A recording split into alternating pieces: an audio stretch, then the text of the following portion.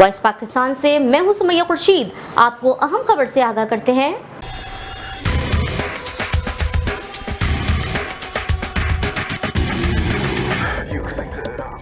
کند کوٹ میں ڈاکوؤں کی دعوت کھانے کے لیے کچے میں جانے والے ایس ایچ او کو ڈاکوؤں نے اپنا پکا مہمان بنا ڈالا۔ پولیس افسر کی بازیابی کے لیے کچے میں آپریشن شروع کر دیا گیا ہے۔ کند کوٹ کے درانی مہر تھانے کے ایس ایچ او ممتاز سومرو کو ڈاکوؤں نے یرغمال بنا لیا ہے۔